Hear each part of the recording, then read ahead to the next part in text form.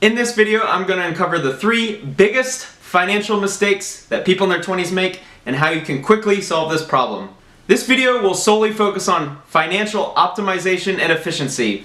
There's no emotions based in this video. I understand if you want a BMW and you feel like you deserve it, go out and buy it, or you want a 5,000 square foot house, by all means, go out and buy it. This video is solely focusing on how to make the best financial decisions in your 20s. Number 1, everyone's biggest expense is going to be their living expense. Now, you're going to either have rent or a mortgage. Those are the 2 things, and typically in your 20s you're going to be renting because, not many people can afford to buy a house in their 20s.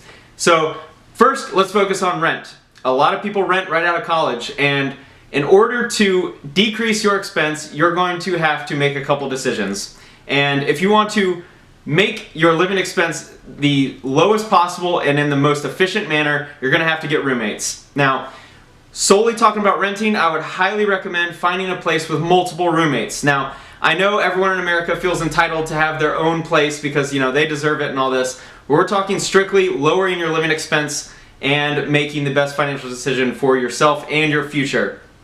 Getting multiple roommates in a place that is within your reasonable means is going to lower your living expense tremendously. And the reason why I bring up this and talk so much about it is because I see all the time people in their 20s living alone. This is absurd to me. They're spending $800 to $1,200 a month living alone in medium to low cost of living areas, and it baffles me. You could easily get 1 or 2 roommates and live for $400 a month instead of $1,000 and make an extra essentially $5,000 to $7,000 a year of post-tax income. That is extra money that can be paid to invest, pay down debt, etc. And that is why I am heavily focused on reducing your living expense.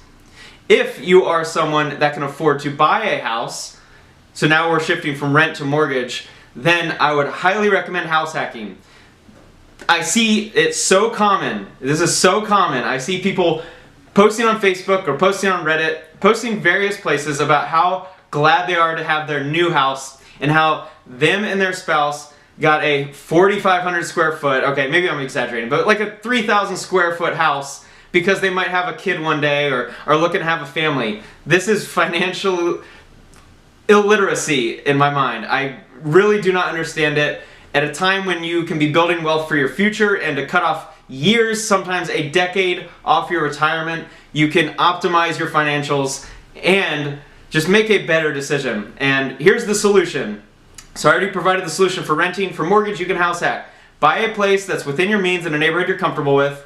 And this does not mean you have to live in the Ritz-Carlton or anything. You can buy in neighborhoods that are fine. You can buy a 3-bed house or a 2-bed house and rent out all the other rooms to roommates. Again, we're going back to roommates because this is a crucial element to making the most optimized and efficient use of your living expense. Now, I've covered house hacking in other videos and how it really worked out for me, and this is a way that you can cut down on your living expenses sometimes 2 and 3 times. And there are also a lot of house hacking, people who have house hacked and have cut their living expenses to 0.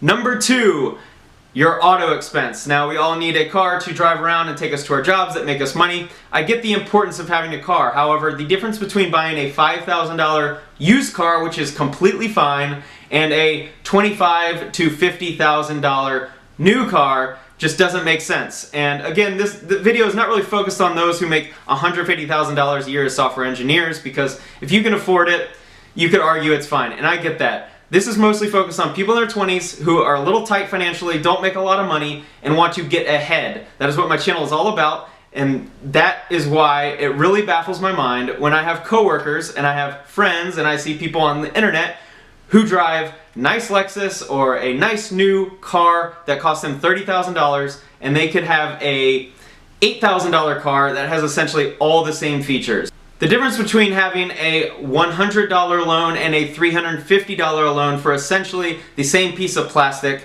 is very, very drastic in the long term. If you're spending an extra $200 to $400 a month, we're talking about an extra, anywhere from $2,400 to nearly $5,000 each year of the loan of post-tax income that you could have.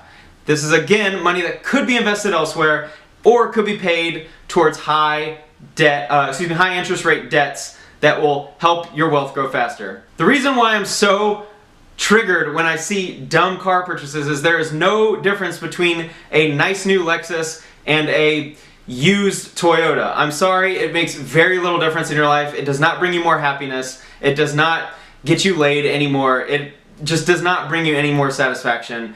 Whether you want to argue it with me or not, it just doesn't. In the long run, or not even the long run, in the short term, we resort back to our baseline level of happiness, whether we have a new consumer product or not. Number 3, this one is a big one, high interest debt. This can be attained through student loans, through credit card usage, and by other means. Now I'm going to focus solely on the credit card usage because I see this common.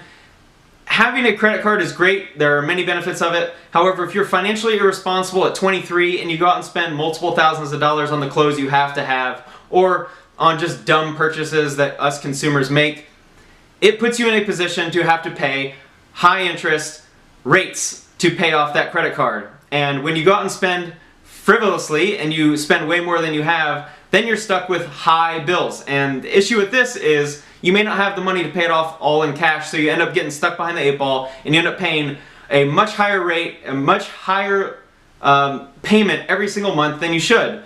And number 1, don't go out and spend money you don't have. I mean, that's 1, of course. But then 2, and the reason why I put this video last is because if you make better decisions with your living expense and better decisions with your car purchase, then you'll have the extra cash to pay off high interest debt.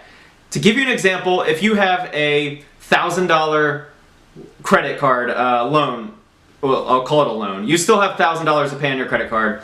If that's at 18%, you're paying $180 of strictly interest every year. And I've heard of people racking up $5,000 and $10,000 to much more on their credit cards. So we're talking about potentially $500 to $2,000 a year just in interest. And that is money that is not going towards anything. That is not helping you build wealth at all. And that is why you optimize other areas of your financials, and it can help you pay off the high interest credit card debt right away. This is absolutely important for building wealth in the long term. And the reason why I'm making videos like this is because you can cut off years of retirement by making simple decisions today.